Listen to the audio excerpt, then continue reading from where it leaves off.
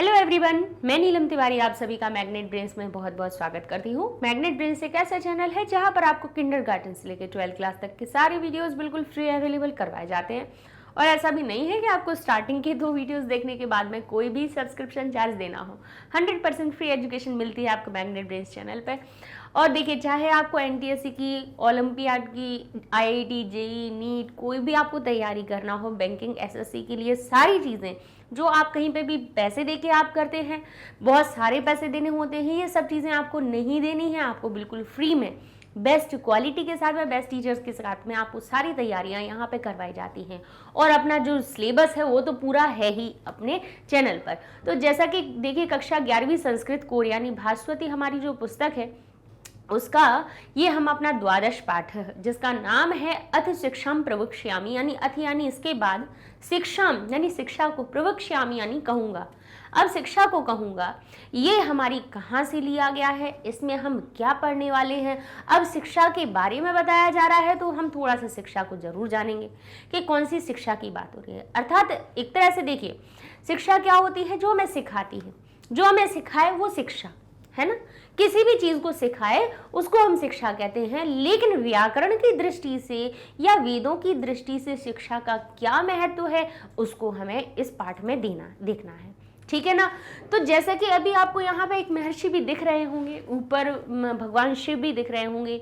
तो यहाँ पे आप कहीं ना कहीं इस चीज को अब जोड़ लीजिए कि आज ये जो हम शिक्षा पढ़ने वाले हैं वो कहाँ से पढ़ने वाले हैं? महर्षि पाणिनि की। आज हम जो पढ़ेंगे वो महर्षि पाणिनि की शिक्षा पढ़ेंगे हम। अच्छा, महर्षि पाणिनि के साथ में शिव जी क्यों दिखाए गए?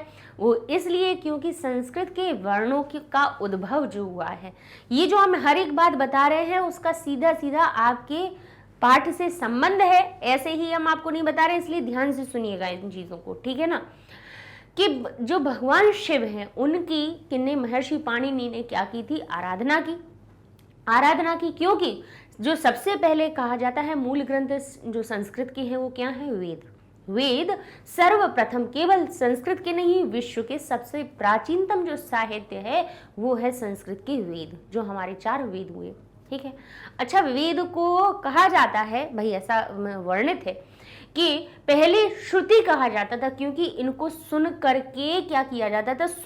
जो गुरु होते थे वो अपने शिष्य को सुना देते थे और सुनकर ही जो शिष्य थे वो उनको ग्रहण कर लेते थे, पूरा का पूरा ग्रहण हो जाता था। लेकिन कालांतर में ऐसा अनुभव हुआ कि हो सकता है कर इनको लिपिबद्ध नहीं किया गया, इनको लिखा नहीं गया, तो हो सकता है इनका क्षय हो जाए। तो इसके लिए वर्णों की भी आवश्यकता होती थी। भाई कोई भी भाषा का, कोई भी साहित्य या कुछ भी लिखना है तो उसके लिए केवल हम बोलकर ही तो हर चीज नहीं सिखा सकते ना। तो फिर वर्णों की आवश्यकता हुई। अब वर्ण आए कहाँ से? जो बोला जा रहा है उसको किस तरह से दर्शाया जाए, किस आकृति से दर्शाया जाए, तो इसके लिए भाई अक्षर होना तो जरूरी है, कोई भी भाषा हो, है ना। अंग्रेजी के भी होंगे अक्षर, तो भाई हमने ABCD देखे हैं कि नहीं है कि भाई ये जो आकृति बनी है इसको A कहा जाता है, इसको B कहा जाता है। इसी प्रकार से अब हम जब हिंदी में देखते हैं तो ये होता है अ, ठीक है, ये आकृति बनाई गई, इसको कहा गया आ। ठीक है। तो भाई कोई भी भाषा हो, किसी भी भाषा की सबसे पहली जो इकाई होती है वो क्या होती है? वर्ण यानी अक्षर नहीं होंगे, अक्षर जुड़ेंगे नहीं तो फिर शब्द नहीं बनेगा, शब्द नहीं बनेगा तो वाक्य नहीं बना पाएंगे। तो इसका मतलब क्या ये है कि जब तक लिखी नहीं गई, जब तक वर्ण नहीं निकले, तब तक भाषा ही नहीं थी क्या? नहीं, तब भी थी भाषा। तब इसीलिए वेदों को पहले श्रुति भी कहा जाता है, क्योंकि उनको सुनकर कंठस्थ कर लिया जाता था। लेकिन कालांतर में ऐसा हुआ कि लगा कि हो सकता है इनका धीरे धीरे क्षय ना हो जाए। वो भी क्यों? क्योंकि देखिए, मानिए कि जैसे हमने आपको 100% बताया, ठीक है, कोई भी चीज हमने आपको 100% बताई थी, लेकिन हो सकता है कि कुछ समय बाद आप उसका 1% भूल जाए। जैसे अभी जितनी भी चीज हम बोलते जा रहे हैं, हो सकता है उसका कोई 1% हिस्सा आपसे छूट जाए और आप आगे बताओ, तो वो 1% तो कम हो गया या नहीं हो गया? फिर आपने जैसे ही आगे बढ़ाई उस चीज को, तो हो सकता है उसको भी 1% भूल जाए, फिर आगे भी। तो भाई किसी चीज को अगर लिपिबद्ध होगी, लिखी हुई चीज होगी, तो उसको फिर पढ़ना, याद करना सब आसान हो जाएगा। ठीक है। तो यही सोचकर महर्षि पाणिनि ने भगवान शिव की आराधना की और उनकी आराधना से प्रसन्न होकर उन्होंने क्या किया, नृत्य किया। नृत्य के बाद में उन्होंने क्या किया, अपने डमरू को 14 बार बजाया और हर एक बार में जो ध्वनि निकली, 14 बार बजाया तो हर एक बार में जो ध्वनि निकली उनको वो लिखते गए और वो ही थे हमारे वर्ण। जो ध्वनि निकल रही थी, आवाज निकल रही थी डमरू की, उसके वर्णों को, उनकी ध्वनियों को क्या किया उन्होंने, महर्षि पाणिनि ने आकृतियों में लिखा और उन आकृतियों का ही उच्चारण उन्हें वर्णों के हिसाब से किया। तो जो 14, क्योंकि 14 बार ध्वनि से, वो 14 बार हमने माहेश्वर सूत्र पढ़ाए भी हैं, जब वर्णों की विवेचन किया हुआ है, संधि पढ़ाई हुई है, उसमें हमने पहले माहेश्वर सूत्र पढ़ाए हैं। तो उन 14 ध्वनियों को जिन सूत्रों में पिरोया गया उनको माहेश्वर सूत्र कहा जाता है। अर्थात संस्कृत के वर्णों की शुरुआत ही हमारे माहेश्वर सूत्र हुई है, शिव जी के डमरू से हुई है। ठीक है, अब ये शिक्षा की बात आई तो फिर महर्षि पाणिनि ने अब भाषा को शुद्ध तरीके से ही लिखा जाए, पढ़ा जाए, बोला जाए, उसके लिए व्याकरण जरूरी होती है। उसके लिए व्याकरण की आवश्यकता होती है कि किस वर्ण को हमें ऋष्य बोलना है, किसको दीर्घ बोलना है, किसको ऋष्य, भाई किसको किस प्रकार से बोला जाए, ये भी हम व्याकरण से सीखते हैं। तो महर्षि पाणिनि हुए हमारे सर्वप्रथम संस्कृत के वैयाकरण यानी व्याकरण की रचना करने वाले। अष्टाध्यायी इन्होंने रचना की। अब अष्टाध्यायी की जो रचना की है, अब उसमें क्या समझाया गया, चलो इसको हम देखते हैं।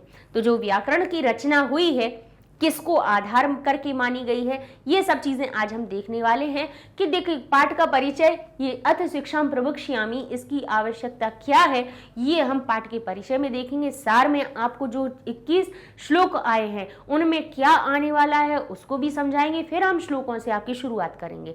ठीक है ना, कि सीधे हम श्लोक पढ़ाना शुरू कर देंगे तो आपके ऊपर से निकल जाएगा, समझ नहीं आएगा कि हम ये क्यों पढ़ रहे हैं चीजें। ठीक है ना। अब देखिए, वेदों का बोध, रक्षा और परंपरा को समृद्ध बनाए रखने के लिए, बोध यानी समझना, उनकी रक्षा यानी उनका क्षय ना हो, और उनकी परंपरा को समृद्ध सही बनाए रखने के लिए वेदांगों का अत्यंत महत्वपूर्ण स्थान है। अब जो वेदों की रचना हुई, वेदों की रचना करने वाले कौन थे, महर्षि वेदव्यास जी। ऐसा कहा जाता है, पौराणिक कथाओं में वर्णित है कि उच्चारित करने वाले कौन थे, वेदव्यास जी, लेकिन उसको लिखित किया है भगवान गणेश ने।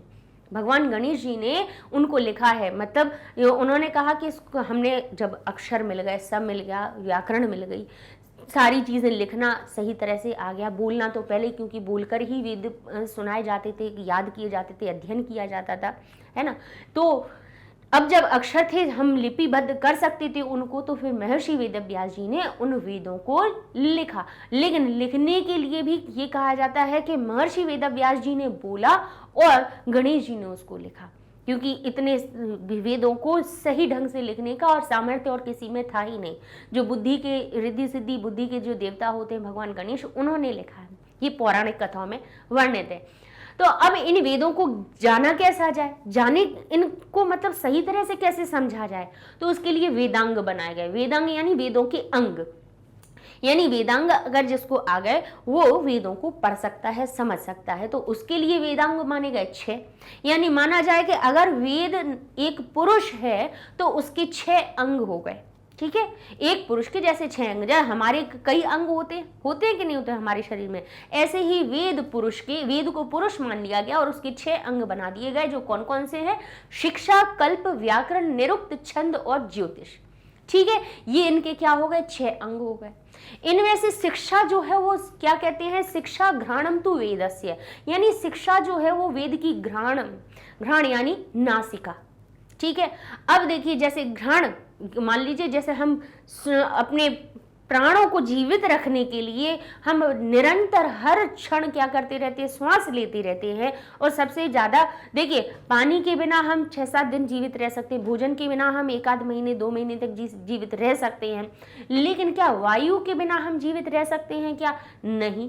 कहेंगे बस 1 मिनट या 2 मिनट आप बंद करोगे, काम खत्म। यानी अब यहाँ पे आ गए, कह रहे हैं शिक्षा तु वेदस्य घ्राणम, यानी वेद की नासिका कहा गया है इसको। ठीक है, अच्छा, इसमें जो व्याकरण होता है, व्याकरण जो अंग है वेदों का, उसको मुख कहा जाता है। हमारे आचार्य जो थे, आचार्य जी शुक्ला जी थे, वो हमें ये हमेशा ये कहा करते थे कि आप व्याकरण को बेटा सीखो, क्योंकि व्याकरण अगर आपको आती है, शिक्षा में क्या सीखेंगे वो अभी हम पढ़ने वाले हैं, व्याकरण में भी क्यों व्याकरण पर जोर दिया जाता है हर एक भाषा की, वो इसलिए कि व्याकरण मुख होती है। जैसे वेदों का मुख कहा जाता है व्याकरण को, वेदांग पुरुष है ना, तो उसका अंग कौन सा है? मुख है। अगर मुख के द्वारा सारे द्वार खुल जाते हैं, ऐसे ही जो अगर व्याकरण जिसको आती है वो अपने वेदों को पढ़ सकता है, क्योंकि व्याकरण के द्वारा हम संधि समझ सकते हैं, उसमें सामासिक जो पद हुए हैं वो सीख सकते हैं, कहाँ पर ये मात्रा का हेर फेर हुआ है, कहाँ पर कौन से परिवर्तन हुआ है, ये सारी चीज़ें हम व्याकरण से अच्छे से समझ लेते हैं। तो शिक्षा में क्या सीख रहे हैं? शिक्षा में देखिए अभी हम बताते हैं कि क्या सीखने वाले हैं। सामान्यतः जो शिक्षा है शिक्ष धातु से निष्पन्न माना जाता है, निष्पन्न माना जाता है। शिक्षते अनया सा शिक्षा, यानी जो सिखाए उसी को शिक्षा कहा जाता है। परंतु यहाँ जो शिक्षा शब्द है वो शक धातु के संपन्न रूप से शक्तुम इच्छा इति, इससे निष्पन्न माना जाता है, अर्थात सामर्थ्य प्राप्ति की इच्छा, यानी वेदों को पढ़ने की सामर्थ्य प्राप्ति की इच्छा को शिक्षा कह दिया गया। किसके लिए कहेंगे? वेदों को जानने समझने के लिए हमारे अंदर सामर्थ्य आ जाए, इसकी इच्छा शिक्षा कहलाई। ठीक है, ऐसा दूसरा उसका अर्थ निकला।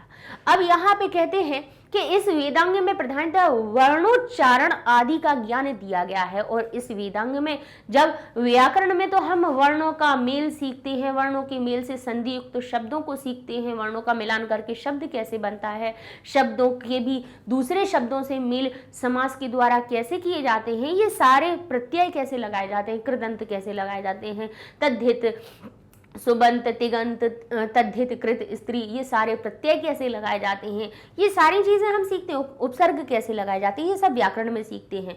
लेकिन इन सब ये सारी चीजें तब संभव होगी जब आपको वर्णों का सही ज्ञान होगा। वर्णों का ही ज्ञान नहीं होगा तो फिर मानो जब हमें अक्षर ही सही तरह से पढ़ना नहीं आते, उनका उच्चारण ही सही नहीं आता है, तो फिर हम उनके संधि समास प्रत्यय हम करेंगे कैसे, है ना? धातु रूप शब्द रूप हम सीखेंगे कैसे? तो ये तो फिर बहुत दूर की बात हो गई। तो इसलिए शिक्षा में सबसे पहले क्या? वर्णोच्चारण, वर्णों के उच्चारण आदि का ज्ञान दिया गया है, जिनको जानने के बाद ही वेद मंत्रों के उच्चारण तथा उनके अध्ययन की प्रवृत्ति संभव है। समझ लीजिए, कोई भी भाषा को पढ़ने के लिए हमें वर्णों का उच्चारण तो जरूरी होता है कि नहीं होता है। अतः पाणिनि के व्याकरण शास्त्र का पूरक शिक्षा ग्रंथ संभवतः पिंगलाचार्य द्वारा रचित पाणिनीय शिक्षा ही सर्व प्रमाणिक ग्रंथ माना गया है। अब यहाँ पर भी कई लोगों के मतभेद भी हैं। कई लोग कहते हैं पाणिनीय शिक्षा को पाणिनीय ने ही रचा है। अब यहाँ पर क्या लिखा है? संभवतः, संभावना कही गई है, संभवतः पिंगलाचार्य द्वारा रचित पाणिनीय शिक्षा ही सर्व शिक्षा का जो ग्रंथ है वो कह दिया गया है कि पिंगलाचार्य द्वारा रचित जो पाणिनीय शिक्षा है वो ही सर्व प्रमाणिक ग्रंथ माना गया है। ठीक है, अब इस प्रकार का मतभेद है। कई लोग पाणिनि भी बोलते हैं, महर्षि पाणिनि को भी रचयिता कहते हैं, और यहाँ पर क्योंकि किसके आधार पर लिया गया है? पाणिनि के व्याकरण, व्याकरण जो शास्त्र बनाया हुआ है महर्षि पाणिनि ने, उन्हीं का पूरक है। अब पूरक है तो यहाँ पर मतभेद भी हैं, कई लोग ये भी मानते हैं, इसीलिए संभवतः शब्द का प्रयोग हुआ है। ठीक है ना? अब यहाँ पे क्योंकि संस्कृत में एक ये चीज रही गई कि जो आचार्य होते थे, महर्षि होते थे, वो सभी काल ज्यादा स्पष्ट नहीं रह पाया हर जगह पे। कई तो इतने महान लेखक थे, उन्होंने इतनी महान कृतियां लिखी, लेकिन उन्होंने अपने समय को और नाम को ही छुपा कर रखा, तो पता ही नहीं चल पाया कि रचनाएं तो मिली, फिर उनकी संभावनाएं लगाई गई कि ये इस काल का हो सकता है, इसमें इनका वर्णन है। भाई ऐसे उनका पता कैसे किया गया कि ये किसकी हो सकती है रचना? तो उसको इस प्रकार से देखा गया कि उसमें किसके बारे में वर्णन किया जा रहा है, किस राजा के बारे में किया जा रहा है, किस प्रकार की स्थितियों का वर्णन किया जा रहा है। तो इस तरह से संभावनाएं लगाई गई कि ये वाली जो कृति है इनके द्वारा रची गई होगी, ये इनके रचयिता होंगे, ये इनका काल रहा होगा। तो ऐसे फिर संभावनाएं लगाई गई। तो ऐसे ही यहाँ पर भी संभवतः लिखा हुआ है। अब जिसके अध्ययन से, जो शिक्षा ग्रंथ अगर हम पढ़ते हैं तो उसके अध्ययन से हम वेदांग यानी वेदों के अंग शिक्षा को जान लेते हैं, तो उससे अध्ययन वेद परंपरा को सुरक्षित रखने और आगे बढ़ने के लिए सामर्थ्य बनता है। ठीक है।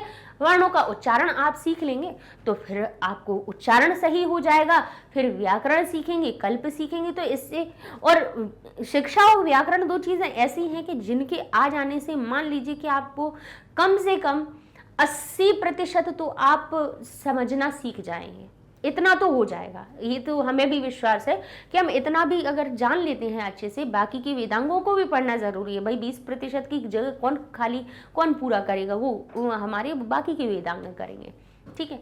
तो वे अब इसके पाठसार को हम इसलिए समझा रहे हैं क्योंकि ये जो पाठसार है कहाँ से लिया गया है, आपकी जो जितने अभी इस पाठ में 21 सूत्र हैं उनको हम हिंदी में पहले समझा देते हैं, फिर हम अपने उनको श्लोकों के माध्यम से आपको समझाना शुरू करेंगे।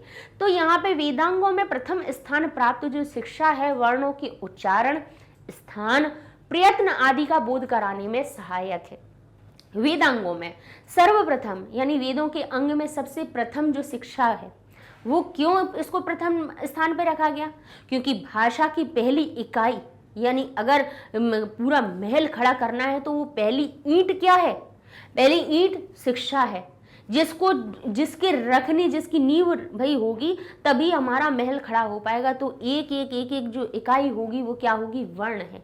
किसी भी भाषा की वर्ण नहीं है, अक्षर नहीं है तो भाषा नहीं हो सकती। और भाषा का ज्ञान सीखना है तो पहले वर्णों को सीखना पड़ेगा, वर्णों के लिए पहले शिक्षा को पढ़ना पड़ेगा। इसलिए वेदों को पढ़ना है तो पहले शिक्षा को पढ़िए, जिसमें आपको वर्णों का उच्चारण के कैसे उसको उच्चारित किया जाए, स्थान यानी किस स्थान से कौन सा वर्ण निकलता है ये ज्ञान होता है। मतलब हमारे अंदर से जो प्राणवायु होती है वो किस प्रकार से निकलती है, कैसे निकलती है, कहाँ से चेतना आती है, इन सब चीज़ों का अध्ययन हमें यहाँ पे पढ़ने वाले हैं। यानी स्थान कौन सा होता है? प्रयत्न, किसी भी वर्ण को बोलने में क्या प्रयत्न करना चाहिए, कितना भाई जोर देना चाहिए। यानी यहाँ पर हम अपनी प्राणवायु को निकालते निकालते बीच में रुक जाएं, वो हमारा ह्रस्व ठीक है। अब उसी में हमने उसको क्या किया? दीर्घ बोला तो हो गया आ, ठीक है, तो उसको दीर्घ बोलेंगे। लेकिन यहाँ पे प्लुत जो होता है, यहाँ पे हम सीखेंगे वर्ण में इस प्रकार का चिन्ह होता है। जैसे किसी वर्ण को आपने देखा होगा जब उसको हमें लंबा बोलना होता है, वेदों में ऐसे आएंगे, वेदों में ऐसे वाक्य आते हैं, शब्द आते हैं जिनके साथ में इस प्रकार का चिन्ह लगा होता है। अर्थात इसका अर्थ निकलेगा कि उस वर्ण को आपको देर लंबा बोलना है, यानी आ, यानी उनको बोलने में जो समय है वो 1 मात्रा का ना लग के 2 मात्रा का ना लग के 3 मात्रा का लगेगा। ये चीज हमें कहाँ सीखने को मिलती है? हमारे शिक्षा में। यानी उच्चारण कहाँ क्या सा होता है, स्थान क्या होता है, प्रयत्न आदि का बोध कराने में सहायक होता है। प्रस्तुत जो पाठ है वो पाणिनीय शिक्षा से कहाँ से संग्रहित किया गया है? पाणिनीय शिक्षा से। इस पाठ से 21 श्लोकों को लिया गया है। पाणिनीय शिक्षा के अनुसार वर्णों की संख्या 63 या 64 स्वीकार की गई। अब कह रहे हैं कि जिनमें स्वरों तथा व्यंजनों का विभाजन भी दिया गया है। इनमें स्वर और व्यंजन, यानी ये जो 63 और 64 की बात हो रही है, तो 63 और 64 में आपको घबराना नहीं है, 60 की बात है, यानी 60 की बात कही जा रही है। और चौ लिखा है यानी इसमें हमें 4 जोड़ देना है, इसमें तिरे यानी इसमें 3 जोड़ देना है। तो 63 का मतलब हुआ 63 यानी 60 और 3, और 64 का मतलब हुआ 60 और 4 यानी 64 जो आप कहते हैं, ठीक है। तारे नहीं गिनना है अपन को, ठीक है। हिंदी की गिनती देख के ऐसा नहीं कि 29 कह दिया तो आप सोच रहे हैं 29 क्या होता है, ठीक है। 29, उन का मतलब होता है कम, 30 में से 1 कम हो गया तो 29 बन जाता है। तो हिंदी की गिनती भी बड़ी सरल होती है। तो यहाँ कह रहे हैं कितनी है वर्णों की संख्या? 63 और 64, जिनमें स्वर और व्यंजनों का विभाजन दिया गया है। आगे श्लोकों में आपको ये बताया जाएगा, जिसमें बताया जाएगा कि 21 स्वर हैं, 25 स्पर्श व्यंजन होते हैं, 8 य आदि अंतस्थ और ऊष्म वर्ण होते हैं। अब ये क्या होते हैं ये हम आपको श्लोकों में समझाएंगे। अनुस्वार, विसर्ग, जिह्वा मूल्य, उपद मानिए, ये पराश्रित होते हैं, ये भी वर्णों में आते हैं। एक हमारा अनुस्वार हुआ, विसर्ग हुआ, जिह्वा मूल्य, उपद मानिए, ये पराश्रित होते हैं। और जो ऋकार होता है वो दुस्पष्ट यानी कठिनता से बोला जाने वाला होता है, सदैव ही प्लुत होता है। प्लुत यानी दीर्घ बोला जाने वाला। अब ये क्या शब्द हैं, ये सारी चीजें आपको श्लोक में हम जब समझाएंगे तो एक एक करके बताते जाएंगे। अब ये वर्ण निकलते कैसे हैं, आवाज हमारी निकलती कैसे है, कैसे हम आपके सामने जो बोल रहे हैं वो कैसे हम हमारे अंदर से शब्द निकल रहे हैं, तो यहाँ पर वो भी बताया गया है, इतना सूक्ष्म विवरण किया गया है कि आत्मा बुद्धि के साथ मिलकर बोलने की, मन की इच्छा को और क्या करती है, बुद्धि में, आत्मा हमारी जो होती है वो क्या करती है, बुद्धि में, बुद्धि को बोलने की इच्छा देती है कि आपको ये अर्थों को लेती है कि हम किस चीज को बोलना चाह रहे हैं। अब यहाँ पे हमें पता है कि हम शिक्षा के बारे में बोलना चाह रहे हैं, पाणिनीय शिक्षा के बारे में बताया जा रहा है, तो आत्मा हमारी क्या कर रही है, आत्मा बुद्धि को प्रेरणा दे रही है और बुद्धि जो है उन अर्थों को समझ करके मन को प्रेरित कर रही है। और मन क्या करता है, हमारी जो काया की अग्नि यानी जो शरीर की ऊर्जा होती है उसको धकेलता है ऊपर की तरफ। तो अब जो ऊर्जा होती है वो क्या करती है, उन्हें वायु में मिलकर के वायु को प्रेरित करती है, वो ऊर्जा वायु को प्रेरित करती है और जो हम फेफड़ों में सांस लेते हैं वो वायु बाहर निकलती है और हमारे स्वर तंत्र से टकरा करके हमारे गले में, गले से मुख के विभिन्न भागों से टकरा करके वर्णों को प्रकट करती है। ऐसे ही नहीं वर्ण कहीं से निकल आते हैं, ऐसे ही शब्द कहीं से नहीं निकल आते हैं। तो इतना सूक्ष्म विवेचन यहाँ पे पाणिनीय शिक्षा में दिया गया है।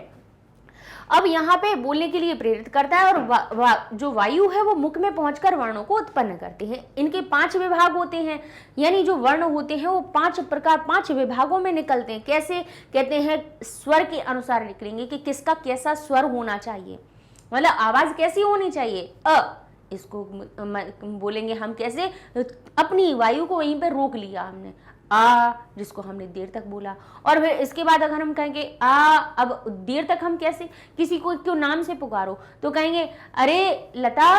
अब लता मूल अगर शब्द अगर आप लता को पढ़ रहे हैं तो आप क्या कहेंगे, लता, ठीक है। लेकिन अगर बुलाएंगे तो कहेंगे अरे लता। अब ये ता बड़ा कहाँ से चला गया, स्वर बड़ा हो गया कि नहीं हो गया, तो यहाँ पे स्वर कैसा हो रहा है उसको बताया जाता है। काल, समय कितना लग रहा है, अच्छा ये आ जो निकल रही है ध्वनि वो किस स्थान से निकल रही है। अब इसके लिए अभ्यंतर प्रयत्न और बाह्य प्रयत्न कैसे हो रहे हैं, यानी हमारा हृदय किस प्रकार से, हमारी वायु, हमारी चेतना कैसा प्रयास कर रही है, और बाह्य प्रयत्न यानी बाहर के हमारी जिह्वा है, हमारे ओष्ठ है, हमारे दंत है, हमारे मुख के जितने भी भाग हैं वो क्या प्रयत्न कर रहे हैं। तो ये सब मतलब एक वर्ण का उच्चारण इन 5 चीजों पर निर्भर करता है, इन 5 विभागों में बांटा गया है। स्वर भी होता है, काल भी होता है, स्थान होता है, अभ्यंतर प्रयत्न होते हैं और बाह्य प्रयत्न होते हैं।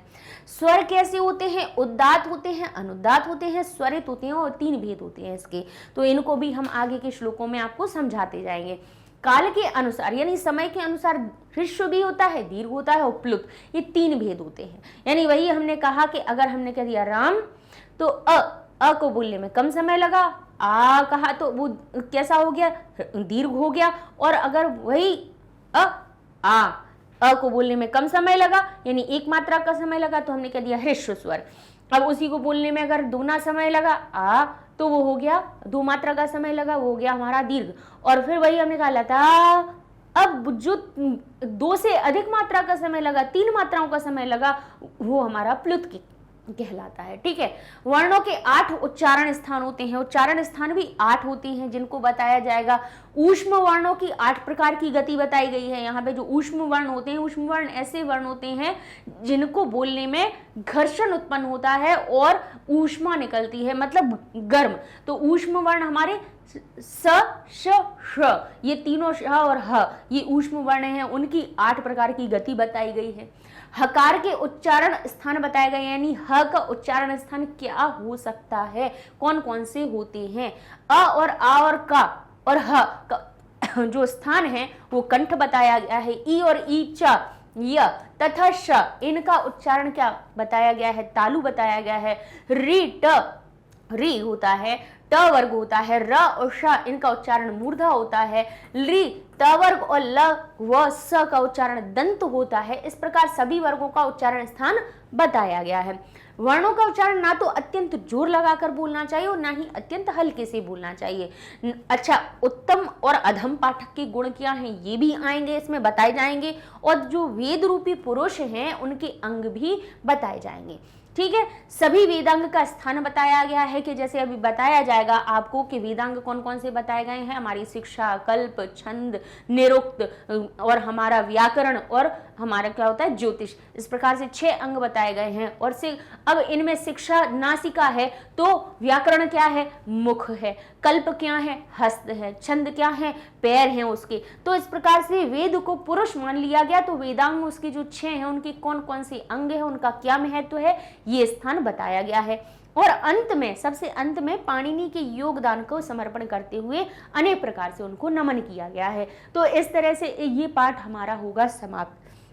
चलिए, तो अब हम चलते हैं, हमने आपको पाठ सार समझा दिया, तो अब हम आपको श्लोक पढ़ना जैसे ही समझाएंगे तो आपको वो श्लोक जल्दी ही समझ में आने लगेंगे, फिर आपको समस्या नहीं आएगी उनको समझने में कि ये क्या लिखा हुआ है। तो देखिए यहाँ से हम शुरू करते हैं। सबसे पहला लिखा है त्रिषष्टिश्चतुःषष्टिर्वा वर्णा शंभुमते मता प्राकृते संस्कृते चापि स्वयं प्रोक्तः स्वयं भुवा। तो क्या लिखा है, त्रि का अर्थ होता है 3, और फिर कहते हैं षष्टिश्चतुः षष्टिर्वा वर्णा शंभुमते मताः प्राकृते संस्कृते चापि स्वयं प्रोक्ताः स्वयं भुवा। अब देखिए, अब किसकी बात हो रही है, यहाँ पे हमें समझ लेना चाहिए कि वर्णों की बात हो रही है। वर्णाः यानी वर्ण, मताः यानी माने गए हैं, वर्ण माने गए हैं। वर्ण कितने माने गए हैं, अब कहते हैं शंभुमते। शंभुमते जो लिखा हुआ है, अब यहाँ पर हम कहेंगे कि किन शंभु की बात हो रही है, या तो यहाँ पे हो सकता है क्योंकि व्याकरण की बात हो रही है, तो क्या व्याकरण में शंभु कोई वैयाकरण हुए हैं उनकी बात हो रही है। अच्छा, लेकिन अगर व्याकरण की बात हो रही है, यहाँ पे वर्णों की बात हो रही है, तो ये हम अपने विचार से इस चीज को बता रहे हैं कि वर्णों की जो उत्पत्ति हुई है वो सर्वविदित है, सबको पता है कि संस्कृत के वर्णों की जो उत्पत्ति है वो महर्षि पाणिनि ने, जब वर्ण थे ही नहीं, वेद तो उसके पहले से भी थे। वेदों का जो पठन पाठन था वो कैसे किया जाता था, मौखिक रूप से किया जाता था, यानी जो गुरु होते थे वो वक्ता होते थे, शिष्य श्रोता होते थे, और श्रुति इसीलिए कहा जाता था कि सुनकर ही उनका अध्ययन और उपासना सारी चीजें जो होती थी वो सब वेदों की, उनका पठन पाठन जो भी होता था वो सुनकर, बोलकर और सुनकर होता था। लेकिन हो सकता था कि कालांतर में उसका क्षय हो जाता, तब फिर वर्णों की आवश्यकता हुई कि वर्ण कैसे, किस प्रकार से जो बोली जा रही हैं ध्वनियां, उनको किस प्रकार से लिखा जाए। तो उसके लिए महर्षि पाणिनि ने क्या किया, भगवान शिव की आराधना की। भगवान शिव की आराधना की तो उन्होंने नृत्य करने के बाद में अपने डमरू को 14 बार बजाया, और जैसे ही 14 बार उन्होंने बजाया तो हर एक बार की जो ध्वनि थी उस ध्वनि को महर्षि पाणिनि ने लिपिबद्ध किया, उसको लिखा, और जैसे ही उनको लिखा तो अब ये आए कहाँ से, माहेश्वर के डमरू से ही आए, इसीलिए उन 14 ध्वनियों को माहेश्वर सूत्र कह दिया गया। कहा जाता है, आप पढ़ेंगे 14 माहेश्वर सूत्र, हमने आपको वर्ण जब पढ़ाए हैं, आप 6वीं 7वीं की व्याकरण में देखेंगे तो उसमें हमने ये चीजें आपको सिखाई हैं। ठीक है, तो व्याकरण अब कहाँ से उत्पत्ति हुई है, भाई वर्णों की उत्पत्ति ही जब महेश्वर के डमरू से आई है, तो हम यहाँ पे किसी और शंभु को ना समझ करके हम इसमें अर्थ जोड़ने का प्रयास कर रहे हैं कि यहाँ पर भगवान शिव की बात हो रही है कि शंभुमते यानी शंभु के मत में। अब हो सकता है कि कोई वैयाकरण हो, उनके मत में हो, लेकिन पाणिनीय शिक्षा है तो शंभु का हमारा तो सीधा कनेक्शन यही है कि शंभु की आराधना की थी, उनके डमरू से निकली थी, तो हम तो उन्हीं का मत मानेंगे। तो यहाँ पे क्या कह रहे हैं, वर्णाः मताः, वर्ण माने गए हैं शंभु मते, शंभु के मत में, भगवान शिव के मत में। ठीक है, शंभु के मत में वर्ण माने गए हैं, कितने माने गए हैं, त्रि यानी 3, और षष्टिश्चतुः। अब यहाँ पे हम इसको थोड़ा सा करने वाले हैं विग्रह, संधि विग्रह करेंगे तो हमारे सामने ये शब्द हो जाएगा स्पष्ट। तो ये कैसे बनेगा, त्रि,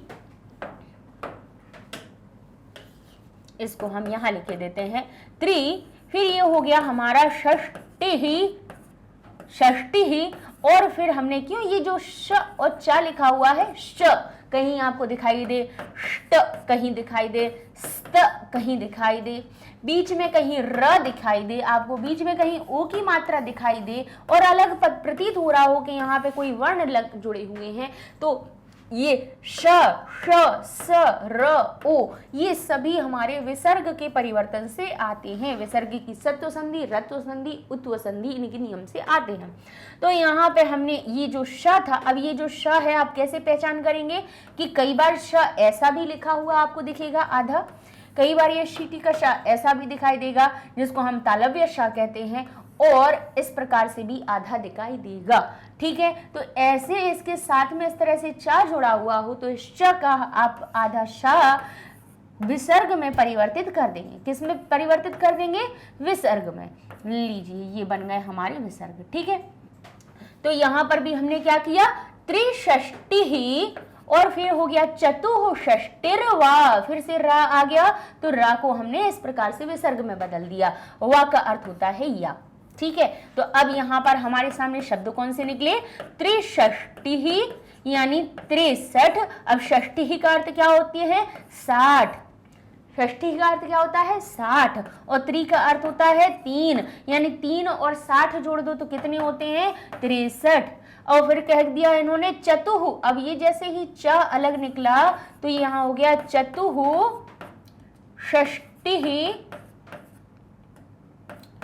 षष्टि ही और वा। ठीक है, तो ये क्या बन गया हमारा? चतुहु यानी 4, षष्टि ही यानी 60 में इनको जोड़ दें तो हमारे हो गए 64। ठीक है, तो क्या कह रहे हैं? त्रिह षष्टि ही चतुहु षष्टि ही वा वर्णे शंभु मते मतः।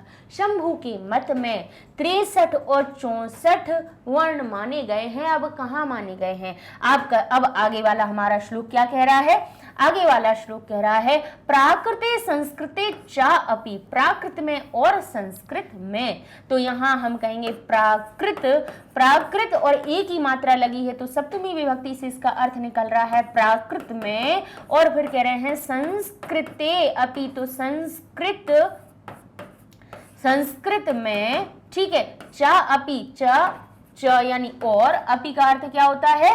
भी। अपि का अर्थ क्या होता है? चा अपि किस किस से मिलकर बना हुआ है? यहां से हम इसको दीर्घ संधि के नियम से तोड़ेंगे तो ये हुआ च और अपि यानी और, भी। अब और भी हो गया, यानी प्राकृतिक में, प्राकृत में और संस्कृत में भी क्या कहते हैं? स्वयं प्रोक्ता स्वयं भुवा।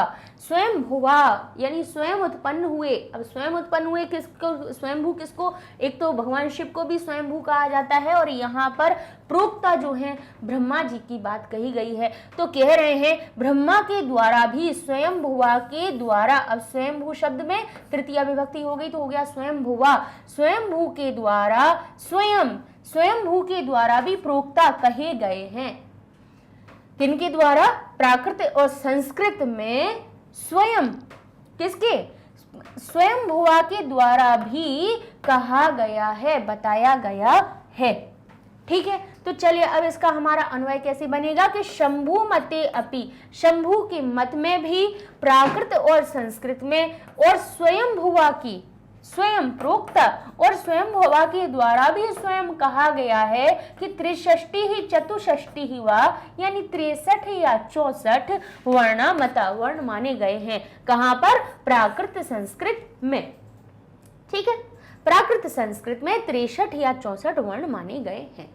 इसको और भी किस प्रकार से अन्वय लिखा जा सकता है कि शंभु मते, शंभु मते अपि यानी स्वयं किन्ने? शंभु मत में, और चक यहां पर भी लाया जा सकता है स्वयं प्रोक्ता अपि च, इस प्रकार से भी लिखा जा सकता है। तो इसका अर्थ क्या हो जाएगा? शंभु मते यानी शंभु के मत में, स्वयं भुवा, स्वयं भुवा अपि च, स्वयं भुवा के द्वारा भी, और उनके द्वारा भी च अपि स्वयं प्रोक्ता कहा गया है कि त्रिषष्टि ही चतुष्षष्टि वा प्राकृते संस्कृते वर्ण मता, वर्ण माने गए हैं। ठीक है, तो इस प्रकार से भी हमारा अन्वय बन जाएगा। तो हम क्या कहेंगे? शंभु मत व्याकरण के अनुसार।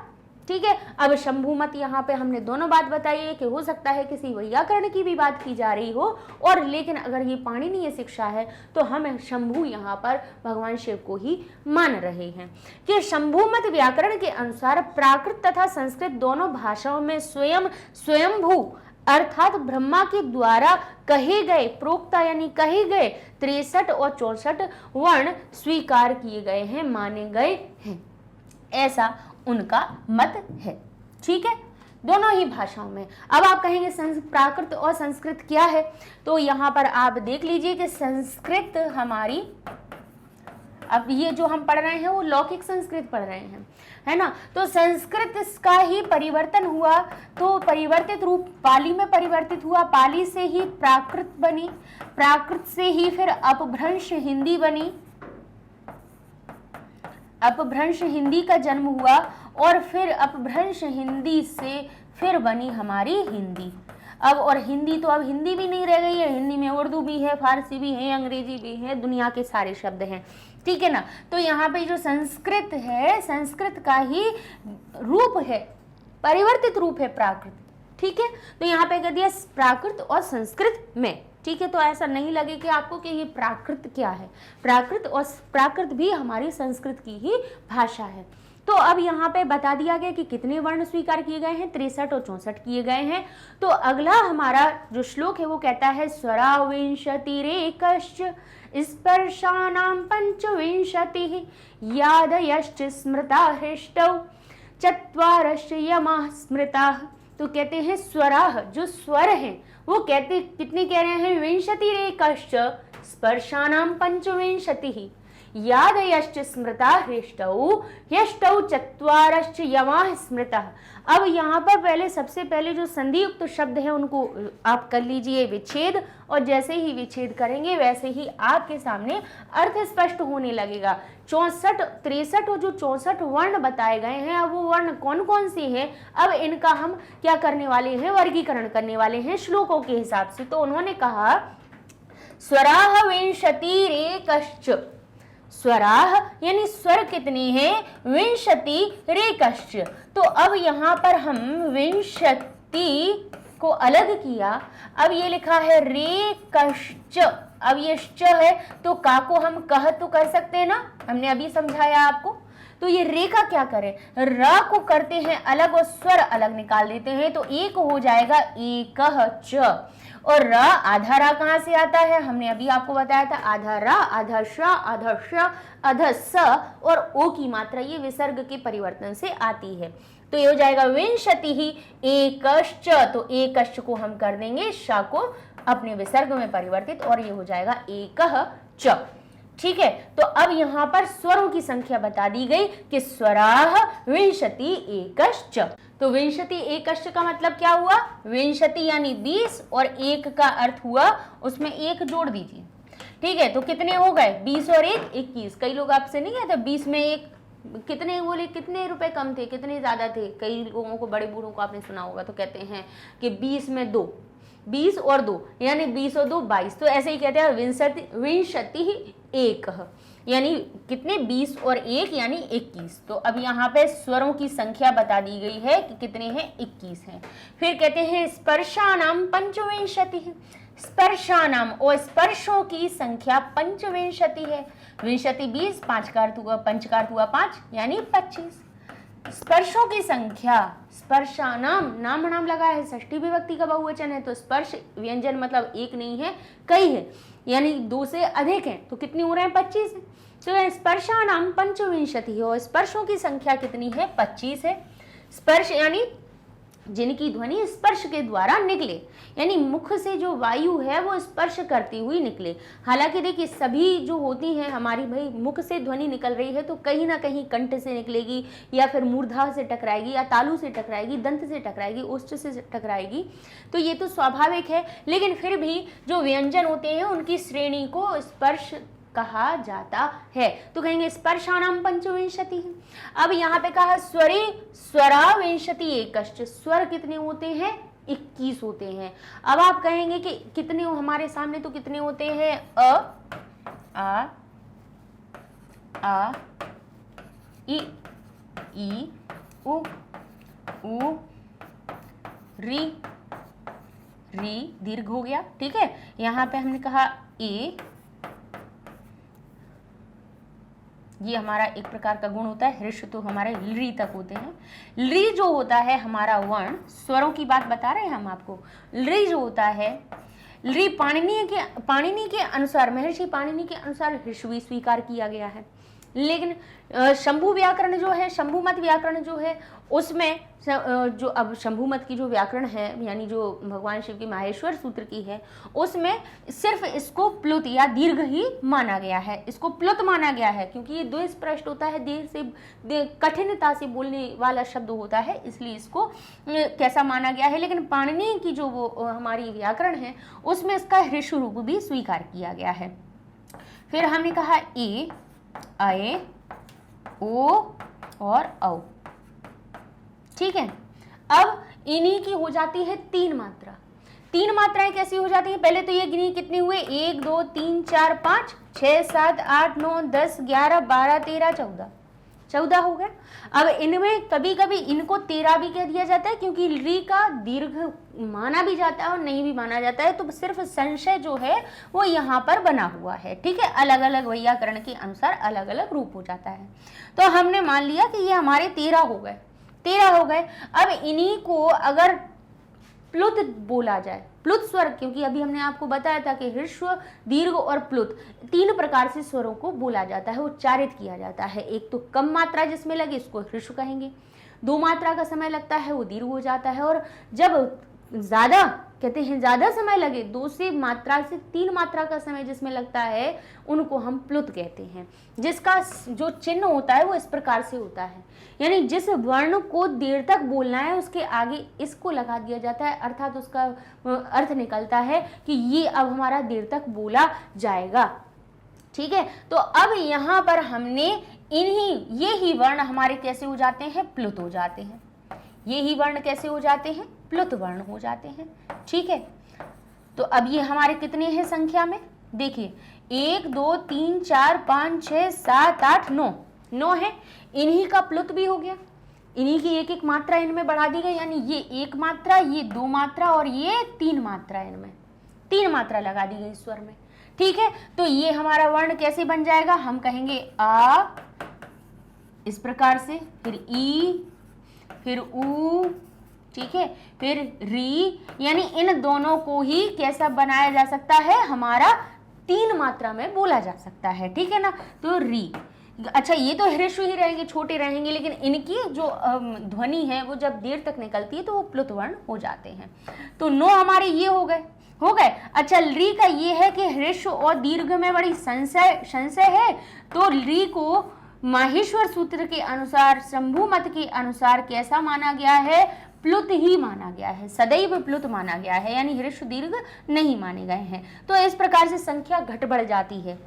जब ये हृस्व और दीर्घ नहीं जोड़े जाते हैं तब वो 63 रहती है, जब हृस्व भी जोड़ लिया जाता है तो 64 हो जाती है, और उन्हीं शंभु मत के अनुसार तो केवल प्लुत ही है, तो 65 भी हो जाती है संख्या। ठीक है, तो लेकिन हम अपनी 63 मान लेते हैं, एक इस ली वर्ण की ही मत को बस छोड़ करके। ठीक है, ये सभी हमारे प्लुत हो जाते हैं, अर्थात इनमें हम अपने किनको 9 रूपों को और जोड़ दें तो लेकिन हमारे कितने हो जाते हैं? इसमें जोड़ दिए तो कितने हुए? 12 और 1 कितने हुए? 22। अच्छा, ये हमने जबकि इसमें ये जोड़ा है इसीलिए ये 22 हो रहा है कि नहीं? क्योंकि इनमें हमारा 1 2 3 4 5 6 7 8 9 10 11 12 13 14। ठीक है ना, तब 1 हटा दें इसमें से तो 13 बच रहा है। अब इसको केवल प्लुत ही माना है, तो मान लो कि हमारे जब पूरे हो रहे थे, इसको री जोड़ा था, इसको हमने दीर्घ भी जोड़ा था, तब कितनी हो रही थी? 14 ये पूरे हो रहे थे और 9 और जुड़ रहे थे, तो कितने हो रहे थे? यहाँ पर ये 23 हो रहे थे। कितने हो रहे थे? 23 हो रहे थे। अब उनमें से इन दोनों को हटा के कह दिया केवल प्लुत ही है, तो 2 हटा दो तो कितने हो गए? 21। अर्थात इस प्रकार से स्वर हमारे 21 हो जाते हैं। ठीक है, ये स्वरों की बात हुई। अब कहा स्पर्शानाम पंचविंशति हो, स्पर्श कितने होते हैं? 25 होते हैं। तो स्पर्श व्यंजन हमारे क से शुरू हो जाते हैं, क, ख, ग, घ, ङ, च, छ, ज, झ, य। फिर हो जाता है ट, ठ, ड, ढ, ढ, ण। फिर हो जाता है त, थ, द, ध, न, और फिर आता है प, फ, ब, भ और म, यानी ये पांच वर्ग हो गए। कचट तप, कचट तप हमारे कितने हो गए? 5 वर्ग हो गए, और 5 वर्गों में 5 5 5 5 अक्षर हैं, तो ये 25 हो गए। ये हमारे स्पर्श कहलाते हैं, स्पर्श व्यंजन कहलाते हैं। ठीक है, तो स्वर कितने हो गए? स्वर हो गए हमारे 21, और इसके बाद कहा स्पर्शानाम पंचविंशति, और स्पर्श 25 हुए। अब इसके बाद कह दी आया, उन्होंने कहा यादयश्च स्मृता ह्यष्टौ। अब यादयः, अब इनको तो पहले हम आपको इसको तोड़ देते हैं, तो ये हो गया यादयश्च को कह दिया यादयः च स्मृता, यानी माने गए हैं, ऐसा ध्यान किया जाता है, ऐसा स्मरण किया जाता है, ऐसा माना जाता है कि ह्यष्टौ। अब ये हो गया ह्यष्टौ। अब ह्यष्टौ को भी हम तोड़ देते हैं अभी, पहले सिर्फ विसर्ग विसर्ग से अलग करें, फिर बाकी की संधियों से अलग शब्द कर देंगे। फिर ये हो गया चत्वारश्च, तो ये हो गया चत्वारः च यमाः स्मृताः। अब इनके थोड़े से हम आपको अर्थ बता देते हैं। ह्यष्टौ को जरूर तोड़ देते हैं, तो जिससे कि सही आपका अर्थ बन जाएगा। बाकी सबकी तो संधियां हमने अलग कर दी। इसको शा को हमने विसर्ग बना दिया, यहाँ इस शा को विसर्ग बना दिया। अब आई बात ह्यष्टौ की, तो यहाँ पे ह्यष्टौ को थोड़ा तोड़ के लिखी तो कैसा लिख रहा है? आधा हा है, यह है, फिर इसके बाद में ष्टौ लिखा हुआ है। यह पूरा है, क्योंकि देखिए यहाँ पे यह हमारा अगर आधा होता तो यहाँ पे भी क्या लगा होता? हलंत लगा हुआ होता, लेकिन नहीं है, हलंत नहीं है, तो यह है पूरा, और टौ को औ को इस प्रकार से मात्रा देके अलग कर दिया। तो हमने आपको ये बताया था यण संधि के नियम। हम कई बार आपको, अब अंत वाला पाठ बचा हुआ है, हर पाठ में बताते हुए आ रहे हैं कि कभी भी स्वर युक्त या मिले और उसकी उपधा में, यानी उसके जस्ट पहले जो अक्षर लिखा हुआ है वो अगर आधा हो तो समझना उसमें यण संधि का नियम लग रहा है। उसको तोड़ने के लिए करना क्या है? आपको उस या को अलग कर देना है, या में से स्वर को अलग कर देना। जो स्वर युक्त या है, स्वर युक्त वा है, स्वर युक्त रा है या स्वर युक्त ला है, उनमें से स्वर को बाहर निकाल दीजिए। तो इसमें से स्वर निकला कौन सा? अ निकला स्वर, क्योंकि ये पूरा है। इसमें स्वर नहीं होता तो ये ऐसा दिखता, आपको आधा दिखता, हलंत युक्त दिखता, नहीं दिख रहा है, अर्थात इसमें अ छुपा हुआ है।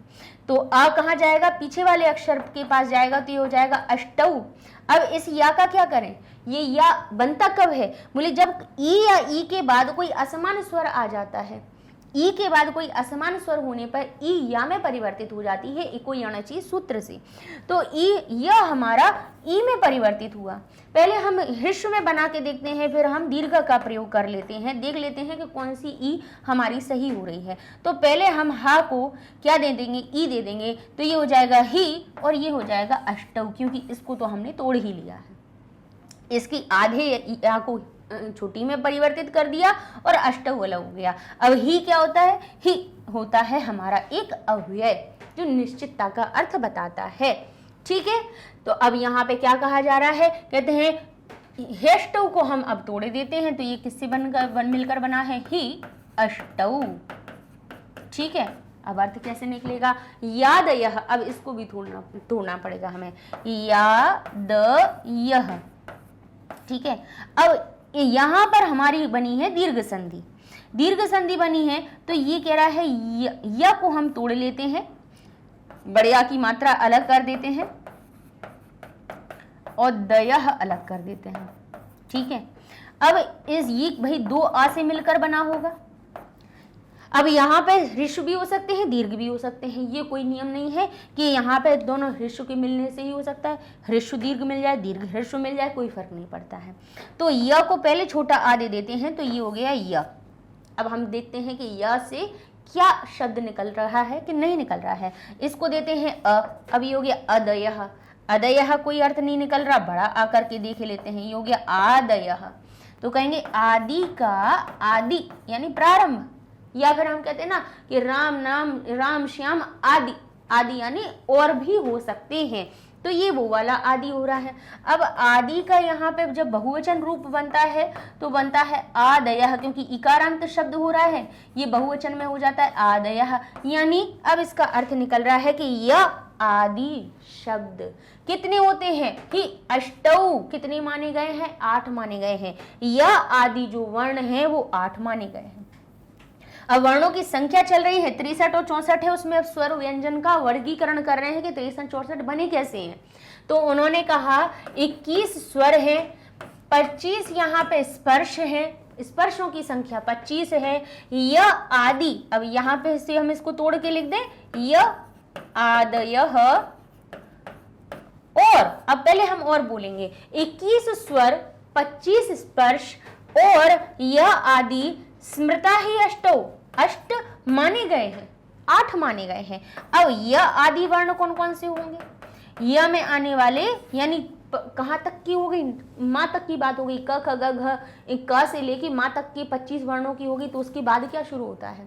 प फ ब भ म। माँ के बाद क्या आता है? य र ल व श स स ह आता है। तो य आदि कौन कौन से वर्ण हो गए? य र ल व श श स ह। देखो 8 वर्ण है कि नहीं है? य आदि 8 वर्ण हो गए।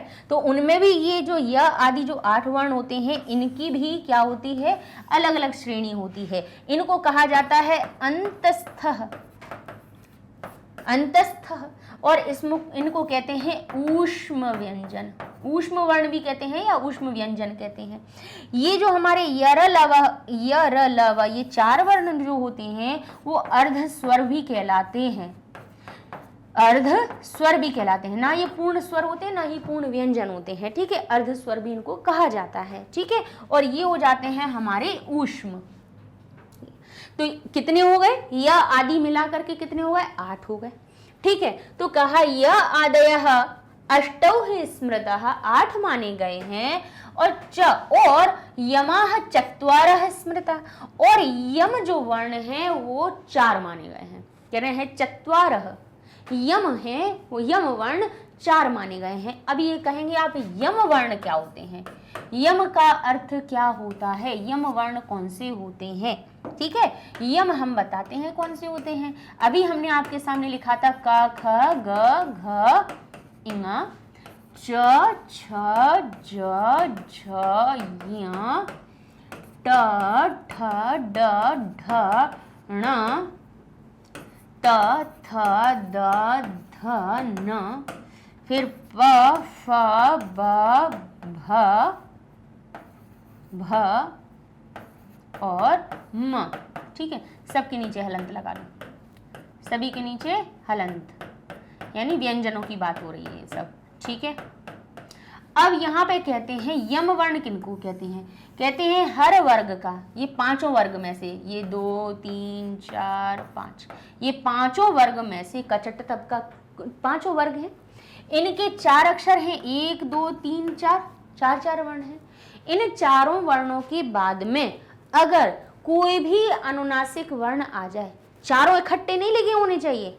का के बाद इंग आ जाए, का के बाद या आ जाए, का के बाद ना आ जाए, का के बाद ना आ जाए, का के बाद मा आ जाए, ठीक है। तो ये जो का है वो यम कहलाएगा, युग्म में आने वाले, जोड़ों में आने वाले। जैसे क लिखा है और म लिखा हुआ है, ध्यान कीजिएगा, आधा क है और म लिखा है, तो ये देखिए पहला अक्षर है, इसके बाद म आया, यानी ये हमारा यम हो गया, ठीक है। अब यहाँ पे का नहीं है, ख है आधा, ठीक है, आधा ख लिखा है, तो पीछे कौन सा है? अनुनासिक है, जरूरी नहीं है माँ है, माँ हो सकता है, यहाँ इंगा हो सकता है, यहाँ या हो सकता है, यहाँ णा हो सकता है, कोई भी पंचम वर्ण हो सकता है, कोई भी अनुनासिक वर्ण हो सकता है। तो ये जो उनके पहले लिखा हुआ 1 2 या 3 या चौथे में से कोई भी वर्ण जो होगा वो यम वर्ण कहलाएगा। तो इसीलिए क्योंकि हर एक के 4 होते हैं, हर किसी भी वर्ग की बात कर लें तो 4 ही होते हैं पहले, और 5वां अनुस्वार की बात, अनुनासिक वर्ण की बात की गई है। तो इन चारों में से किसी के बाद में भी, इन चारों में से किसी के बाद में कोई भी अनुनासिक आ जाए तो वो वर्ण हमारा अनुनासिक वर्ण कहलाता है, यम वर्ण कहलाता है, ठीक है। किसकी वजह से? बोले उसके बाद में जैसे ही अगर कोई हमारा क्या लिखा हुआ है, अनुनासिक आ जाता है तो ये हमारी 4 संख्या बताई गई। यम की संख्या क्या बताई गई? 4 बताई गई है। तो इस प्रकार से ये हमारा हो गया दूसरा श्लोक। अब इसका अन्वय क्या बनेगा? विंशति एकः च स्वराः स्पर्शानां पंचविंशतिः ही, यानी निश्चय ही याद या च अष्टौ, ये निश्चित के लिए, किसी चीज को निश्चित बताने के लिए कर देता है, निश्चितता बता देता है। या आदि चा अष्टौ स्मृता, या आदि 8 माने गए हैं, यमाचा चत्वारः स्मृता, और यम 4 माने गए हैं। ठीक है, तो ये हमारे हो गए वर्णों के विषय में बताते हुए। कहा गया है कि स्वरों की संख्या 21 है, स्पर्श वर्णों की संख्या 25 है, या आदि अंतस्थ और ऊष्म वर्णों की संख्या 8 है, और युग्म वर्णों की संख्या 4 है। युग्म मतलब जोड़े में आते ना, क्योंकि भाई यहाँ पे मान लीजिए ये 2 घ लिखे हैं और न लिख दिया है यहाँ पे, तो ये वाला घ नहीं, बोले ये वाला जिसके बाद में अनुनासिक है, ये वाला घ हमारा यम हो जाएगा भाई, जोड़े में आने की वजह से क्या कहलाता है, वो यम वर्ण कहलाते हैं। ठीक है ना, युग्म वर्ण भी कह देते हैं। अब इसके बाद आता है हमारा तृतीय श्लोक, जो कहता है अनुस्वारो विसर्गश्च कपौ चापि पराश्रितौ दुष्पृष्टश्चापि विज्ञेयो लृकार प्लुत एव सह। तो कहते हैं दुष्पृष्ट चास्पि विज्ञेयो लृकार, और किन किन की बात करी गई है ऊपर वाले हमारी पंक्ति में, अनुस्वारो विसर्गश्च कपौ चापि पराश्रितौ। अब यहाँ पर हमने कौन कौन से बता दिए, 21 स्वर, 25 स्पर्श, या आदि 8 वर्ण और 4 यम। इनकी संख्या होने के बाद में अब कहते हैं अनुस्वारो विसर्गश्च कापौ चापि पराश्रितौ। ठीक है, अब ये जो आपके सामने इस प्रकार के ये दिए हुए हैं, ये आपको चिन्ह दिखाई दे रहे हैं, ये जिह्वा मूल्य और उपदमानीय के क्या दिए हुए हैं, रूप दिए हुए हैं। अच्छा, इनका अर्थ क्या होता है कि का पौ यानी का और प, क के संग में ख भी जुड़ेगा, पा के संग में फा भी जुड़ेगा। क ख प फ, इनके पहले क ख प फ के पहले अगर कोई क्या होता है, विसर्ग होता है, तो वो कैसा हो जाता है, अर्ध विसर्ग कहलाता है। वो अर्ध विसर्ग हो जाता है, उसका पूरा हमारा क्या होता है, उसको जब बोलते हैं तो पूरा उसको, जैसे अगर केवल विसर्ग की अनुस्वार की बात की जाए, अनुस्वार और विसर्ग की दोनों की बात की जाए, अगर इनको किसी स्वर के बाद में लगाया जाए, तो जैसे म की बात लगा दिया तो हो गया मह, यानी म में जो अ जुड़ा हुआ था उसमें विसर्ग हो गया, म में नहीं हुआ, अ में हुआ, स्वर में हुआ। तो ये अकेला विसर्ग क्या बोला जा सकता है, अकेले इसको बोलने की कोशिश कीजिए, आप कहेंगे अह, तो आपने इस अह को ह तो आप बोल नहीं सकेंगे, और अह को बोलने के लिए आ का सहारा लेना पड़ा, तो ये क्या हो गया, सहारा लेने वाला हो गया, पराश्रित हो गया।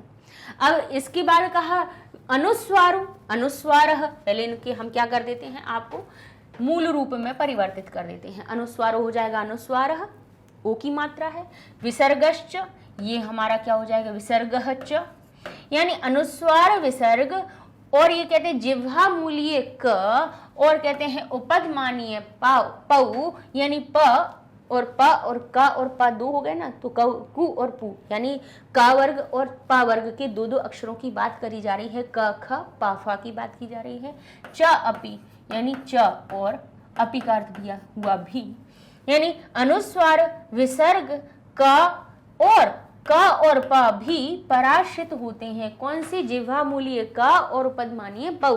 तो यहाँ पर हम आपको अब इनकी बात बताए, पहले इनकी बात कही जा रही है कि अनुस्वार यानी ये जो बिंदी होती है, अनुस्वार जो होता है और विसर्ग की ये जो 2 बिंदी होती हैं, ये कैसे होते हैं, पराश्रित होते हैं, यानी इनके लिए आपके पास कोई ना कोई स्वर होना चाहिए, नहीं तो ये नहीं बोले जाएंगे। अब इसे अकेले को बोल के बताइए, बोल के सुनने की कोशिश कीजिए, बोल सकते हैं क्या आप, अब इस प्रकार से कोई ध्वनि नहीं निकलेगी, आप कहेंगे तो बोलेंगे, इम बोलेंगे, बोलेंगे, एम बोलेंगे, अर्थात किसी ना किसी स्वर की आवश्यकता हुई।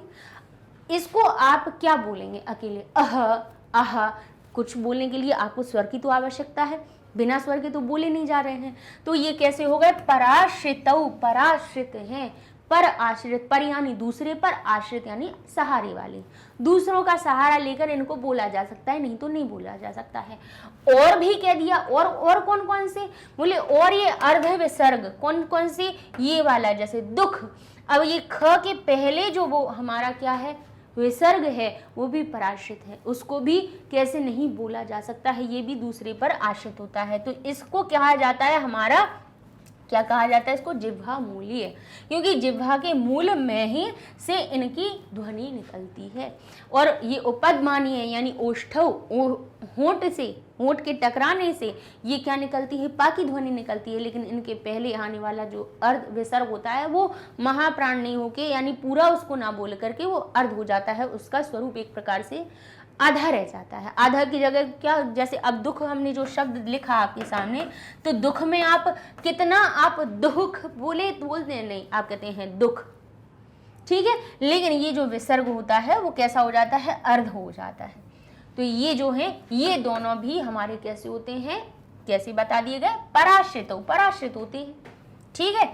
अब इसके बाद उन्होंने कहा दुह यानी कठिन से स्पृष्ट चापी, कहते हैं दुह यानी कठिनाई से, स्पृष्ट, स्पृष्ट का अर्थ यानी स्पर्श, स्पर्श होने वाले, चा अपी और कठिनता से स्पर्श करके बोले जाने वाले, विज्ञेय यानी जाना जाता है कौन?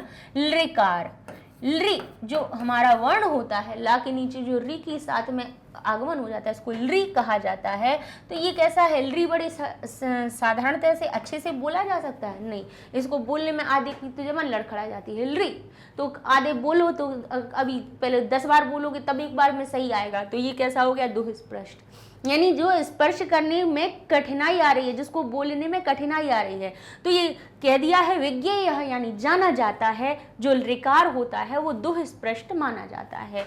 और कैसा माना जाता है? च और प्लुत एव सह, और वह हमेशा प्लुत ही है, ऐसा शंभुमत व्याकरण कह रही है। माननीय ने उसको कैसा माना है? साथ साथ में ऋषु भी माना है। ये आगे वाले में आएगा, आगे वाले श्लोक में बताया जाएगा। लेकिन शंभुमत व्याकरण में कह रहे हैं कि लिकार प्लुत एव सह, लिकार प्लुत ही है, वह जो लिकार होता है वह प्लुत ही होता है। एव का अर्थ क्या होता है? ही, ठीक है।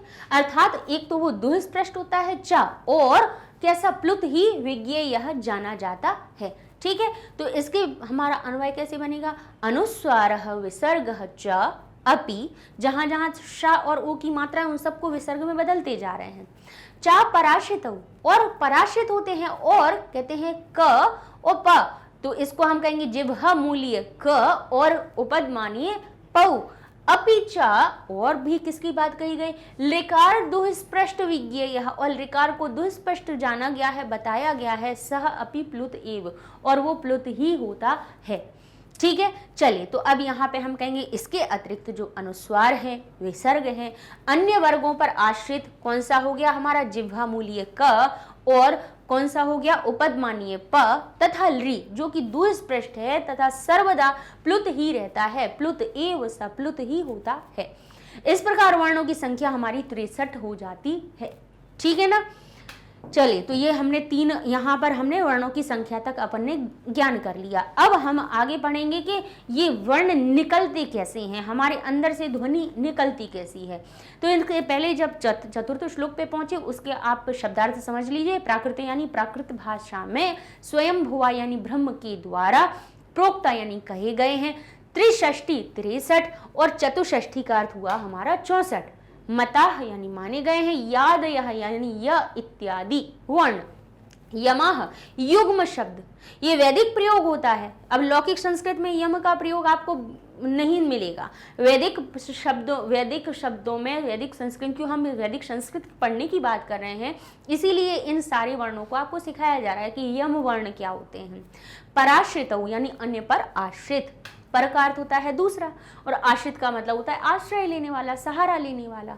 का पौ यानी जिह्वा मूल्य उपदमानीय, ये जो चिन्ह होता है वो अर्ध विसर्ग का हमें क्या बताता है? ज्ञान कराता है। दुह स्पृष्ट, जो दुह स्पृष्ट है ये मूल क्या है? दुह, ठीक है। और स्पृष्ट, दुह का अर्थ होता है कठिनता, और स्पृष्ट यानी बोले जाने वाले, स्पर्श से बोले जाने वाले, तो अभ्यंतर प्रयत्नों में कठिनाई से बोले जाने वाला। चलिए, अब इसके बाद संदर्भ और अपना देख लेंगे हम भावार्थ संस्कृत में और हिंदी में भी, कि आप अगर इसका इन श्लोकों के भावार्थ आ जाते हैं तो कैसे आप लिखेंगे। तो प्रस्तुत श्लोक जो है पाणिनीय शिक्षा से उद्धृत है, जहां वर्णों की संख्या तथा प्रकार आदि की चर्चा की गई है।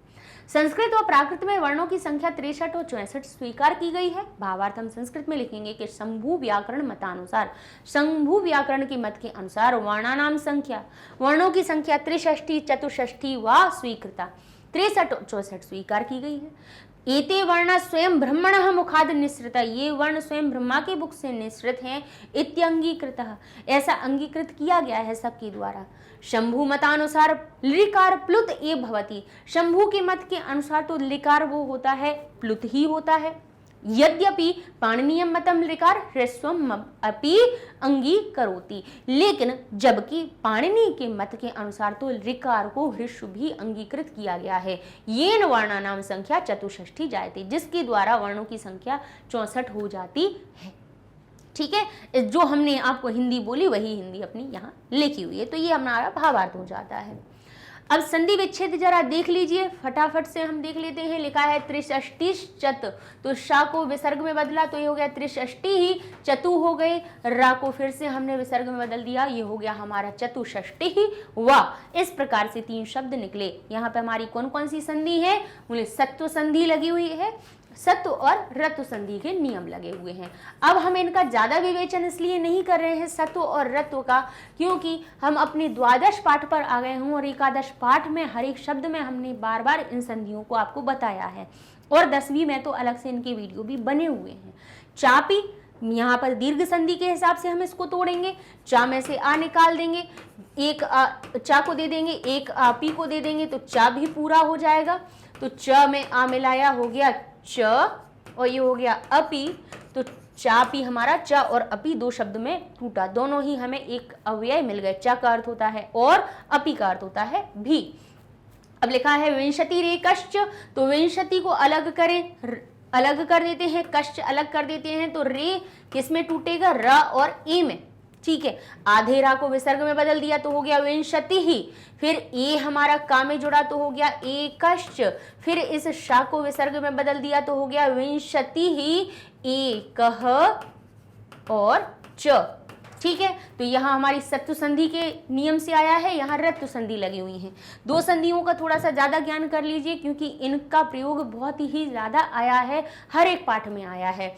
यादयश्च, फिर से देख लीजिए, य आदि, यह हमारा याद जो था ना बढ़िया की मात्रा, उसको हमने दीर्घ से तोड़ा तो एक आ इसको दे दिया, एक आ इसको दे दिया, यादया हो गया। शा को हमने विसर्ग में बदल दिया और चा को अलग कर दिया। इस प्रकार से ही अष्टौ, जो हमने पहले भी आपको बताया कि यहाँ पर यण संधि का नियम बन के ही अष्टौ में इसको तोड़ना है। अनुस्वारो विसर्गश्च, तो लिखा है अनुस्वारः, शा को हमने विसर्ग में बदला। विसर्गश्च, ओ की मात्रा को पहले हमने किस में बदला? विसर्ग में। ओ की मात्रा, आधारा, आधाशा, तीनों प्रकार के आधाशा आए, बस कुछ नहीं करना है, संधि में मैंने तोड़ देना है। रत्व, सत्व और उत्व, ये 3 संधियों का प्रयोग होता है ज्यादातर। प्लुत एव सह, विसर्ग लोपः, विसर्ग का जहां लोप होता है उस प्रकार के हमारे उदाहरण ऐसे बनते हैं, जैसे लिखा था प्लुत एव, प्लुत भी पूरा दिख रहा है, एव भी दिख रहा है, कोई परिवर्तन ही नहीं दिख रहा है, तो फिर क्या हुआ है? यहाँ विसर्ग का लोप हुआ है सिर्फ, तो हम प्लुत हो जाएगा प्लुतः और एव। ठीक है, चलिए अब देख लेते हैं शब्द कौन कौन से आए हैं, कहाँ कहाँ विभक्ति प्रयुक्त हुई है। तो कहेंगे शंभुमति में हुई है, शंभुमत मूल शब्द है, एक ही मात्रा सप्तमी विभक्ति एक वचन से आई है। स्वयंभुवा, स्वयंभू शब्द से बना हुआ है, तृतीया विभक्ति एक वचन से। ठीक है, स्वयं हो गया स्वयंभुवाः। स्पर्शानाम, नाम नाम कहाँ आता है? षष्ठी विभक्ति बहुवचन में, तो स्पर्श मूल शब्द हो गया, षष्ठी बहुवचन से हो गया स्पर्शानाम। पराश्रितौ, औ की मात्रा कहाँ आती है? जैसे बालकः, बालकौ, तो पराश्रित शब्द बना हमारा प्रथमा विभक्ति द्विवचन में, पराश्रितौ, पराश्रितः, पराश्रितौ। ठीक है, बालक जैसे इसके रूप बने हैं, प्रथमा विभक्ति द्विवचन का ये रूप दिख रहा है हमें। धातुएं देख लेते हैं, अब समास देख लेते हैं। शंभुमति, शंभुमत शब्द में एक ही मात्रा जो आई है वो क्या बता रही है? मत में, मत शब्द में मैं का अर्थ जुड़ रही है, लेकिन जैसे ही हम इस शब्द को बोलें तो क्या अर्थ निकलेगा कि शंभु के मत में। अब हमने इसको विस्तृत करके देखा, शंभुमते शब्द लिखा हुआ था, इसको हमने हिंदी में विस्तृत करके बोला तो क्या अर्थ निकला? शंभु के मत में। तो शंभु में काकी के का अर्थ जुड़ रहा है, काकी के कहां से जुड़ता है? षष्ठी विभक्ति से। तो शंभु शब्द में हमने षष्ठी विभक्ति लगा दी, हो गया शंभोः और मते कुछ जैसा का तैसा लिख दिया, क्योंकि षष्ठी विभक्ति यहाँ प्रयुक्त है और समास करने में वही षष्ठी विभक्ति का लोप हुआ है, इसीलिए इसको षष्ठी तत्पुरुष समास कहा जाएगा। इसके बाद लिखा है स्वयंभुवा। स्वयं, अब ये हमारा एक प्रकार का कैसा है, उपपद समास है, जिसका अर्थ निकल रहा है स्वयं भवति इति स्वयंभू। स्वयं जो होता है उसको स्वयंभू कहते हैं। तो पहले हमने स्वयंभुवा जो शब्द है उसके मूल को पकड़ा कि स्वयंभुवा आया कहाँ से, कहेंगे स्वयंभू से आया। भुवा तो तब बना जब उसमें तृतीया विभक्ति लगी, तृतीया विभक्ति लग जाने से स्वयंभुवा बना। तो उसके मूल शब्द को पकड़ा, कहाँ से आया, स्वयंभू, स्वयं उत्पन्न होने वाला, स्वयं होने वाला। तो इसी को संस्कृत में कैसे लिखेंगे, स्वयं भवति इति, स्वयं भवति इति, ये हमारा उपपद समास हो गया। अच्छा, स्वयं भवति इति स्वयंभू, उसी में तृतीया विभक्ति लगाई तो हो गया स्वयंभुवा, ये हमारा समास विग्रह हो गया। ठीक है, चलिए अब देख लेते हैं प्रत्यय। तो प्रत्यय में मताह जो शब्द है वो मन में इक्त प्रत्यय लग जाने से बन जाता है। अब इक्त प्रत्यय में जब जोड़ा जाता है तब इक्त प्रत्यय का ता शेष रह जाता है, का लोप हो जाता है, लशक को तद्धते हमारा एक सूत्र होता है उसकी वजह से, और नकारांत जो धातुएं होती हैं उनका ना भी लोप हो जाता है। तो मां में ता सीधा जुड़ गया, हो गया मत। ठीक है, क्या बना, मत। अब मत को अगर पुरलिंग बना रहे हैं तो हो जाएगा मतः, तो बालक जैसे रूप चलेंगे। अगर स्त्रीलिंग के लिए बना रहे हैं तो हो जाएगा मताह, बालिका जैसे रूप होंगे। और वही अगर हम फल की तरह रूप बनाएंगे तो हो जाएगा मतम। ठीक है, तो हम इसको बहुवचन में कहेंगे तो मताह, यानी एक वचन, द्विवचन और बहुवचन का इसमें रूप प्रयुक्त हुआ है। ठीक है, तो क्योंकि यहाँ पे जो मत शब्द है वो पुरलिंग के लिए ही आया है, किसी स्त्री की बात नहीं हुई है। तो होने को तो जब मता शब्द के भी रूप बनाएंगे लता जैसे, तो लता लते लताह बनता है, तो मता मते मताह होना चाहिए। तो स्त्रीलिंग का भी बहुवचन हो रहा है, पुरलिंग का भी बहुवचन हो रहा है, लेकिन हमारे श्लोकों में जो है वो कौन सा, पुरलिंग वाला आया है, ना कि स्त्रीलिंग वाला। प्रोक्ताह, प्रोक्ता शब्द प्र और वच, जो उक्त कहीं पे भी आपको बीच में दिखाई दे समझ लेना उसकी मूल धातु कहाँ से है, वच से वो उत्पन्न हुआ है। वच से उत्पन्न हुआ, ता कहाँ से आया, इक्त से, सो हो गया प्रोक, और प्र कहाँ से आया, उपसर्ग से। कितने 22 उपसर्ग होते हैं, उसमें से प्र उपसर्ग लगा दिया गया वच धातु में, तो प्र वच उक में परिवर्तित हो गया, तो हो गया प्रोक्ता। ये जो ऊ परिवर्तन हुआ तो प्र और ऊ का मेल हुआ तो प्रो बन गया। ठीक है, और हमारा बन गया प्रोक्तः। वही बहुवचन वाला रूप हुआ सो प्रोक्ताह कर दिया। स्मृताह, तो ये ही जो त है वो इक्त प्रत्यय से आया है। स्मृ मूल प्रकृति में इक्त प्रत्यय जोड़ दिया गया तो स्मृत हो गया, स्मृताह बन गया बहुवचन में। स्पृष्टो, तो ओ की मात्रा को हम स्पृष्टः कर दें। ठीक है, तो दुह हमारा क्या है, मूल शब्द है, मूल है। अच्छा, ये जो दुह है वही कहीं कहीं पे दुस भी बन जाता है, कहीं कहीं पे दुर भी बन जाता है, कहीं कहीं पे हमारा दुष भी बन जाता है। ठीक है, तो ये हमारी कौन सी संधि लगती है, सत्व संधि का नियम लगता है। सत्व का भी लग जाता है, रत्व का भी लग जाता है। आगे वाले वर्ण पर यहाँ पे आश्रित होता है इस प्रकार से कि यहाँ का जो वर्ण है उसके हिसाब से विसर्ग हमारा परिवर्तित होता है। ठीक है, तो दुस, इसका अगर हम मूल शब्द में तोड़ेंगे तो ये दुस हो जाएगा, स्पृश हो जाएगा। और ट और ता कहाँ से आता है, इक्त प्रत्यय से आता है। विज्ञेय, विज्ञेय जो आया है कहाँ से आया है, वि मूल उपसर्ग, ज्ञा धातु, ज्ञा यानी जानना, ज्ञा मूल धातु और यत प्रत्यय से। तो इस प्रकार से ये हमारा हो जाता है आपका पहला वीडियो पूरा, जिसमें कि अभी हमने 3 श्लोकों को बता दिया। अब अगले जो हमारे वीडियो आएंगे उनमें कम से कम हम 6 श्लोकों को हर वीडियो में बता देंगे, क्योंकि इसमें आपको पाठ का परिचय भी पूरा करवाना था और यहाँ पर वर्णों की संख्या भी आ रही थी। केवल हम अकेला इतना कह देते कि 21 स्वर, तो आपके मन में रह जाता कि 21 स्वर कैसे हुए, आपके मन में प्रश्नवाचक चिन्ह बना रहता। हम आपसे कह देते 25 स्पर्श, तो आप कहते 25 स्पर्श किन की बात कही जा रही है। अगर हम आपसे कह देते कि 4 यम होते हैं, केवल हमें अनुवाद बताना होता तो उसके लिए हमें 20 मिनट भी कम ज़्यादा है, उतने में ही पूरा कर देते। लेकिन 4 यम होते क्या हैं उन्हें भी बताना ज़रूरी है, इसलिए अभी अपने 3 श्लोक हो जाते हैं पूरे। अगले वीडियो में हम आपके चतुर्थ से शुरू करेंगे और आगे के श्लोकों को पूरा करवाएंगे। तो मिलते हैं अगले वीडियो में। ये सारे वीडियो आपको हमारी मैग्नेट ब्रेन्स वेबसाइट पर आसानी से मिल जाएंगे। यूट्यूब पे तो है ही, साथ साथ वेबसाइट पे जाइए, लिखिए magnetbrains.com, इंटर करते हैं, वेबसाइट पेज ओपन हो जाता है। यहाँ आप इंग्लिश मीडियम पे जाते हैं तो यहाँ पे इंग्लिश मीडियम 11th क्लास में 11th क्लास के सारे सब्जेक्ट मिल जाएंगे। यहाँ पे भास्वती पे जाएंगे, भास्वती में जितने आपके पूरे पाठ हो चुके हैं सबकी वीडियो की लिस्ट है, आप जिसको ओपन करेंगे वो वीडियो ओपन हो जाएगा। इस तरह से ढूंढना हो जाएगा आसान। यूट्यूब पे भी प्लेलिस्ट है, 11th क्लास की संस्कृत देखेंगे, भास्वती आपको आराम से वहाँ पे भी मिल जाएगी, वेबसाइट पे भी मिल जाएगी, एप्लीकेशन पे भी मिल जाएगी, और कहीं पे भी जाके आपको कोई पैसे तो देने नहीं है, बस चाहे जिसका यूज़ कीजिए, बस पढ़िए ज़रूर। चलिए मिलते हैं अगले वीडियो में, तब तक के लिए